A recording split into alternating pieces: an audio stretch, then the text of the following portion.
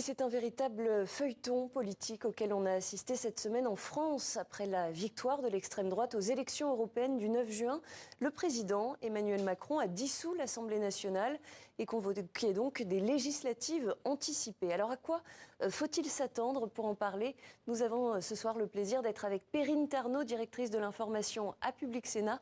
Bonsoir Perrine. Bonsoir Clémentine. Et Benjamin Morel, maître de conférence à l'université Paris 2 Panthéon-Assas. Bonsoir Benjamin. Bonsoir. Alors d'abord, peut-être pour commencer, un mot pour qualifier cette semaine politique à laquelle on vient d'assister en France. Comment est-ce que vous la qualifieriez, Perrine ?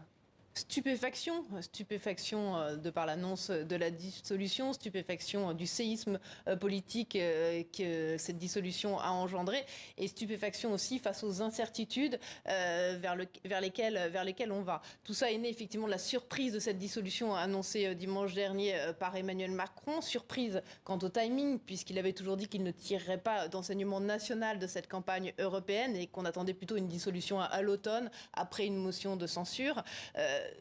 Surprise aussi parce que cette décision a été prise vraiment au sein d'un petit groupe de conseillers, que bien sûr Macron, en vertu de l'article 12 de la Constitution, a consulté les présidents de l'Assemblée nationale et du Sénat et le Premier ministre, mais tous trois ont dit plutôt leur refus de cette dissolution, et Emmanuel Macron est passé outre. Et puis surprise aussi par le timing de ces législatives qui s'annoncent, une campagne extrêmement courte. Voilà, toutes les candidatures ont été déposées ce soir à 18h et on a quasiment à peine 2 semaines pour faire campagne, ce qui est vraiment très très court. Benjamin, un mot pour qualifier cette semaine d'actualité politique en France? Big Bang, c'est-à-dire qu'on a d'abord un très très grand désordre, et ce grand désordre, il est lié au fait que cette décision, en effet, n'était attendue par personne, surtout pas par les états-majors politiques. Et en même temps, dès le moment où vous avez un Big Bang, finalement, les choses commencent à s'organiser. On arrive aujourd'hui, il est 18h, et donc les candidatures ont été déposées, et donc ce faisant, vous avez aujourd'hui 2 blocs qui se sont cristallisés, qui se sont construits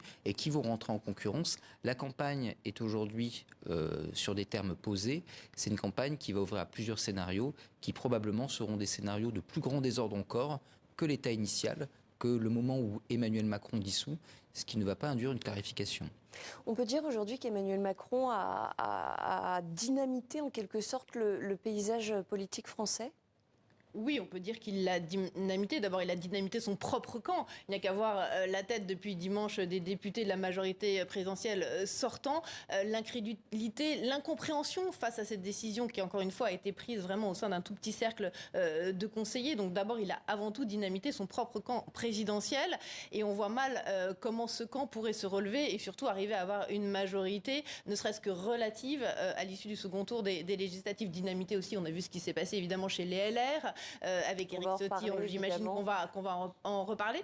Voilà, le seul camp qui n'a pas été dynamité, et c'est peut-être là où ça crée une surprise, c'était peut-être pas ce qu'attendait Emmanuel Macron, c'est du côté de la gauche, avec ce Front populaire, cette alliance improbable qui va du NPA à François Hollande, puisqu'on a appris ces derniers jours que François Hollande était à nouveau candidat pour être élu député à l'Assemblée nationale. Donc le seul camp qui a su se rassembler, malgré toutes les divergences de fond, de forme, les attaques pendant la campagne des européennes. Voilà, pour l'instant, la gauche n'est pas dynamitée. C'est un attelage après dont on ne sait pas combien de temps ça va pouvoir durer. Et on va en parler. Et d'ailleurs, ce nouveau Front populaire, Emmanuel Macron le qualifie d'extrême au même titre que le Rassemblement national. Et il dit qu'il veut aujourd'hui gagner contre ces 2 extrêmes. On l'écoute, c'était lors de sa conférence de presse mercredi.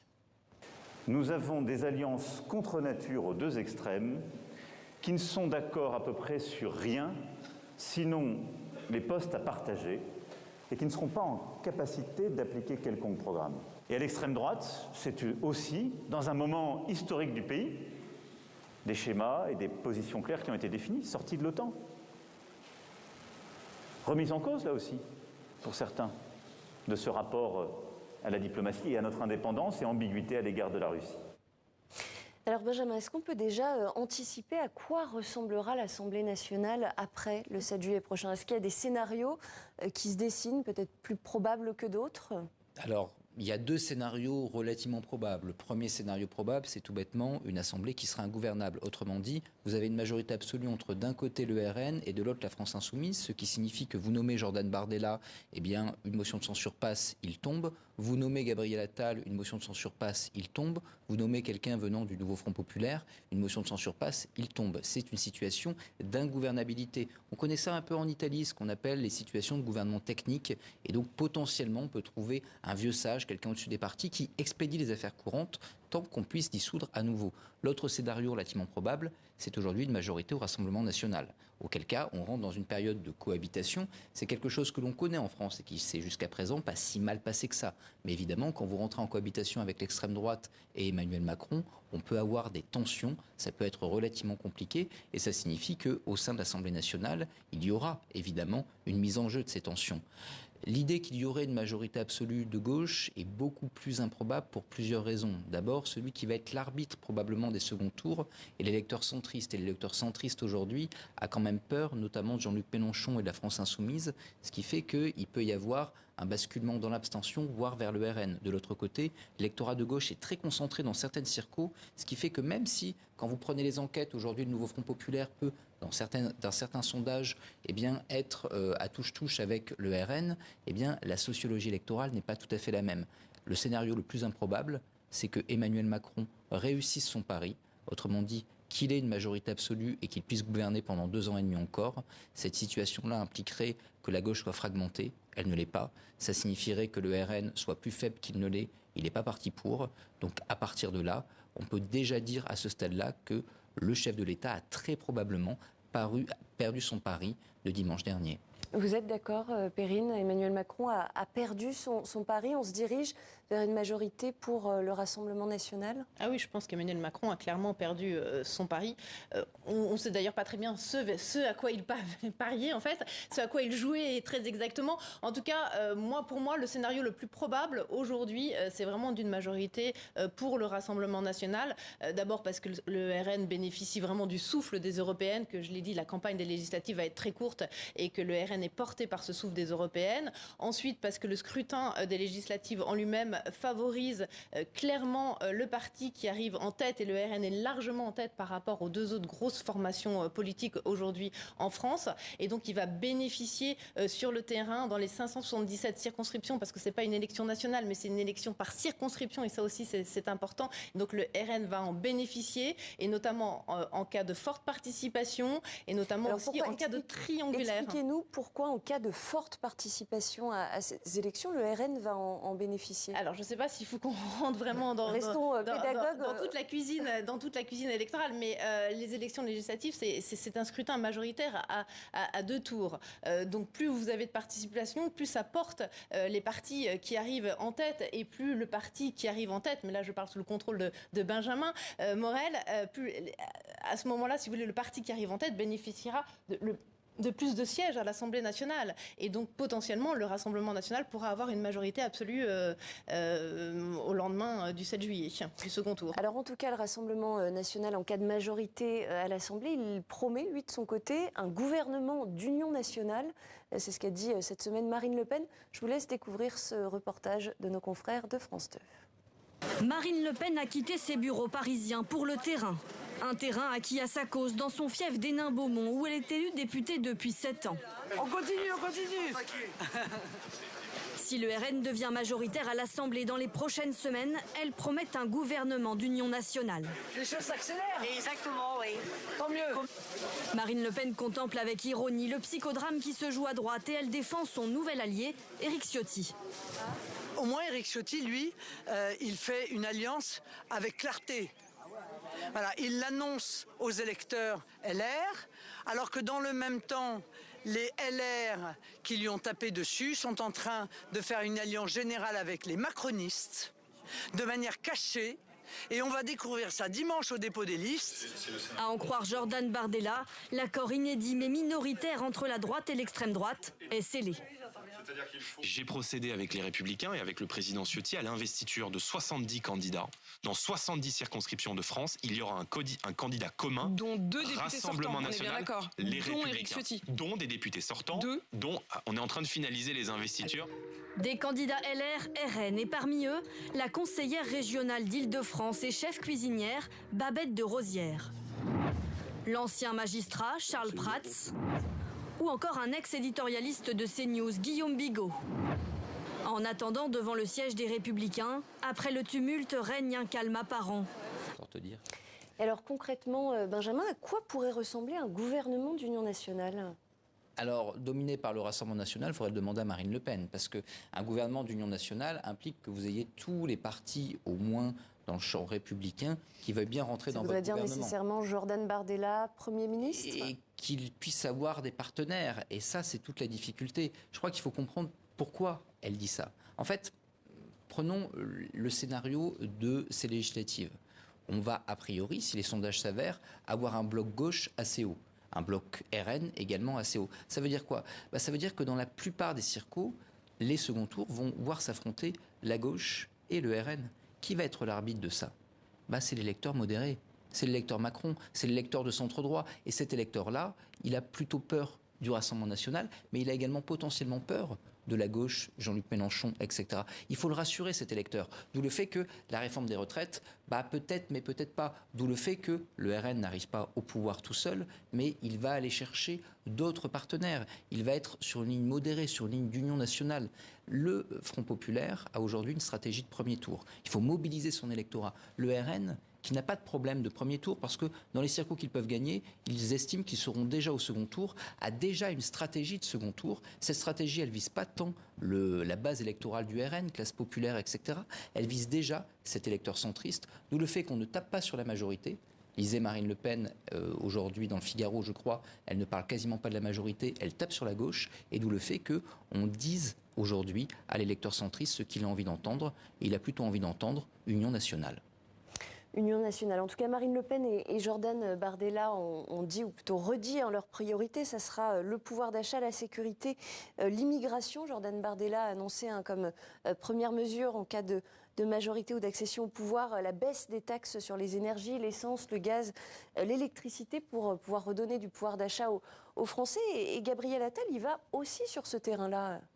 Oui, tout le monde va sur le terrain du pouvoir d'achat. Et on a presque l'impression qu'ils sont tous en train de reprendre presque les éléments de campagne du Rassemblement national.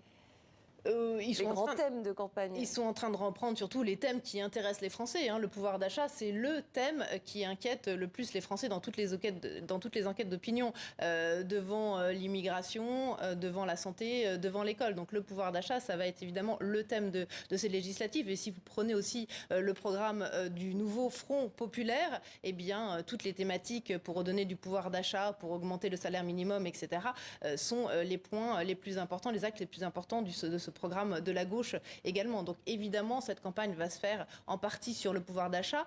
C'était d'ailleurs déjà un petit peu le cas des européennes, et c'est là-dessus qu'a surfé le Rassemblement national, y compris là sur l'augmentation possible des prix de l'électricité et du gaz au 1er janvier 2025. On a vu que Bruno Le Maire avait rétropédalé dès le début de cette semaine pour dire que finalement il n'y aurait peut-être pas d'augmentation, qu'il y allait avoir des mesures compensatoires. Ça a aussi été annoncé par Gabriel Attal dernièrement. Donc effectivement, oui, le pouvoir d'achat va tenir pas mal de place dans les programmes. Mais là, on a quand même le sentiment que le gouvernement, le camp d'Emmanuel Macron est en train un petit peu d'ouvrir les vannes. On sait très bien que la France est endettée à hauteur de 3 000 milliards d'euros.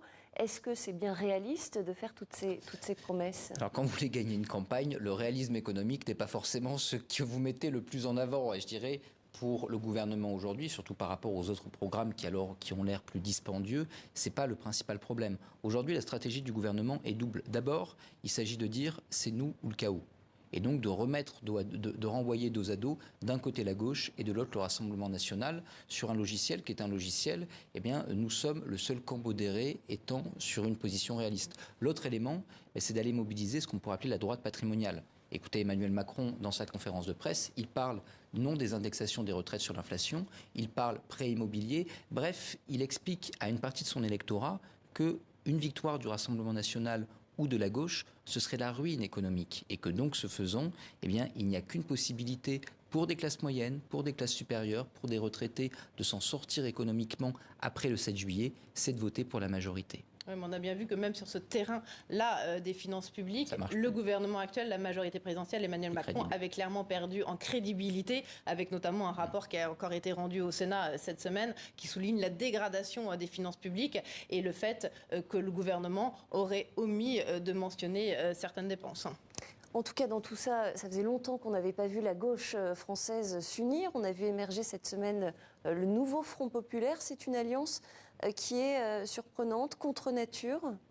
C'était pas évident, cette alliance. C'est une alliance purement électoraliste, si on peut dire. Ça veut dire qu'il risque d'exploser au lendemain qui va de l'extrême gauche au centre gauche, jusqu'à donc François Hollande, dont on a parlé tout à l'heure, qui est un nouveau candidat pour être député, ce qui est quand même une première, un président de la République qui redeviendrait simple député à l'Assemblée nationale. En tout cas, ça souligne que la prochaine Assemblée sera très politique, puisqu'il y a des ténors qui reviennent, François Hollande, Laurent Wauquiez, que c'est là où va se jouer vraiment le combat politique, ce qui est bien pour la démocratie, pour le Parlement, pour redonner un peu une place au Parlement qui avait été pas mal négligé, notamment durant le premier quinquennat d'Emmanuel Macron.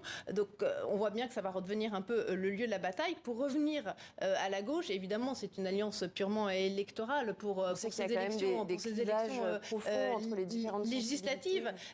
Mais c'était, j'ai envie de dire, une nécessité pour arriver à survivre à cette dissolution annoncée par surprise par Emmanuel Macron.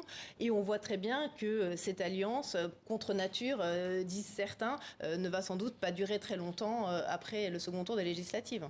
En tout cas, il y a un sujet qui n'est pas tranché, c'est quel Premier ministre pour le nouveau Front populaire. Et sur ce point, Jean-Luc Mélenchon de la France Insoumise a dit qu'il ne cherchera pas forcément à être chef du gouvernement. Il l'a dit sur France 3. On l'écoute tout de suite. Les gens ont répété pendant des jours et des jours que j'étais clivant, on m'a accusé de tout et n'importe quoi, d'antisémitisme, de ceci, de cela. Donc la situation est différente pour moi. Alors moi je ne serai jamais le problème. Je serai toujours du côté de la solution. Je répète, je ne serai jamais le problème. Si vous pensez que je ne dois pas être Premier ministre, je ne le serai pas. Et je le dis très tranquillement, c'est aux partis politiques qui constituent la coalition de prendre la bonne décision. Voilà, il le dit très tranquillement. Qu'est-ce qu'il faut comprendre? Avec beaucoup de modestie. Et avec beaucoup de modestie. Il peut nous étonner, Jean-Luc Mélenchon, parfois. Ça veut dire quoi? Il vise plutôt 2027? C'est ce qu'il faut comprendre? Il vise clairement plutôt 2027. Il faut bien comprendre quels seront les rapports de force très probables à gauche à l'issue de ces élections. La plupart des circonscriptions de 2000... La gauche, en 2022, fait moins de voix qu'en 2017. Mais elle fait plus de sièges, tout bêtement, justement parce qu'elle est unie. D'où la nécessité de s'unir. Mais ça veut dire que les circos qui ont été conquises en 2022 sont des circos qui sont des circos gagnés en eau basse pour la gauche. C'est des fiefs. Et ces fiefs, ils sont majoritairement aujourd'hui dans les mains de l'AFI. Donc, on va avoir un rééquilibrage, le groupe socialiste devrait avoir plus de sièges, etc. Mais in fine, malgré tout, la France Insoumise demeurera, en termes de financement, en termes de nombre de députés, la force dominante de la gauche à l'issue de ces élections. Et donc, qui pour 2027 ? Jean-Luc Mélenchon a deux objectifs. D'abord, contrôler son orga, d'où les purges, et ensuite, qu'il n'y ait pas d'autres personnes qui apparaissent comme un candidat légitime en vue de 2027. Il ne s'avance pas, mais il ne laisse non plus la place à personne pour mener cette campagne. Et ça sera le mot de la fin. Malheureusement, on n'a pas eu le temps de parler plus en détail des Républicains. On aura d'autres occasions de le faire. Merci beaucoup à vous, Perrine Tarnaud et Benjamin